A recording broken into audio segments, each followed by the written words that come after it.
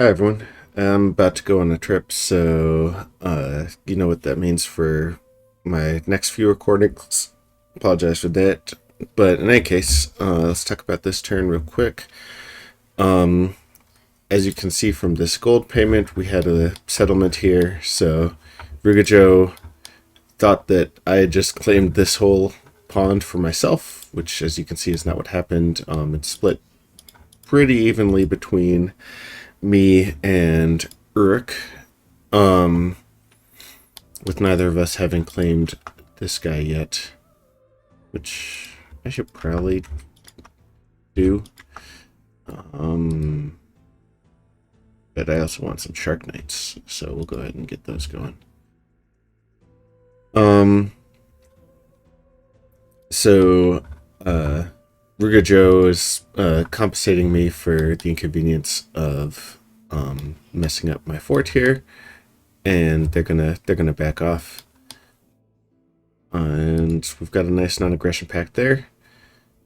Found one magic site, picking up some more blood slaves. Research, I held off on a bunch of forging that I want to do so that I can hit enchantment 3, so I can put up a fire shield, which will help immensely, as I talked about earlier when fighting this Satis stuff. This place has a fort under construction, so I don't know why I can't see it.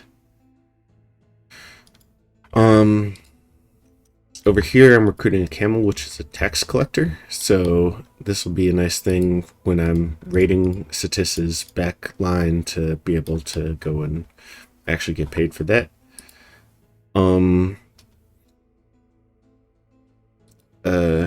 They said there'd be 0 PD. They accidentally put in 1, which is fine. It's not a big deal.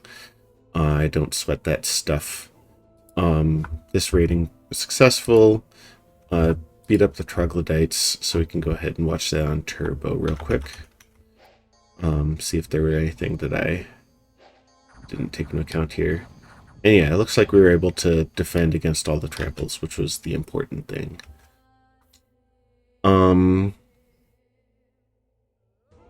Vanderlog is actively moving in on Iram. This is a pretty basic raider group, just a few swordsmen. Swordsmen are nice and cost effective, I would say. That's a good word for it. He's got them led by a priest, but he doesn't have any sacreds here, unless there's a misclick or something. But regardless, they outclass basic Jaguar tribe. So, I'm not sure, like, why their raiding group is that small. But, I mean, it was good enough for that purpose. If we look at Banderlog here, assuming, like, I think that these things are controlled by Rugajo, and these islands and stuff. So they've got 5, 9, 13, 17, 20, about 21 provinces. Almost certainly less than 25.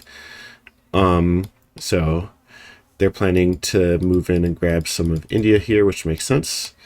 Abyssia is also planning on going through the portal and joining the Iram pylon, which also makes sense.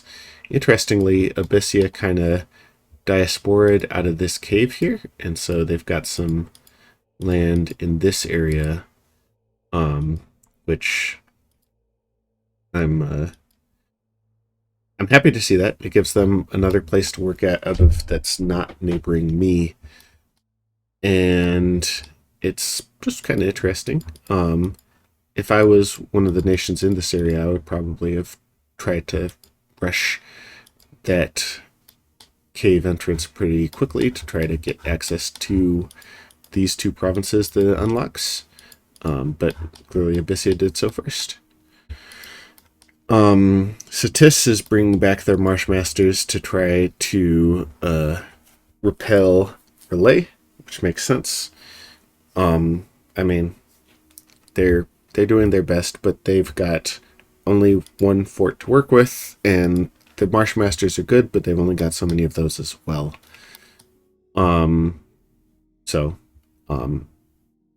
hats off to them for being a good sport and fighting the good fight.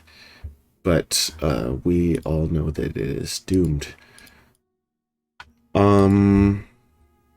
Events, snow, water, air. Pretty happy to see plus gem events considering my minus scales. And something about a necromancer.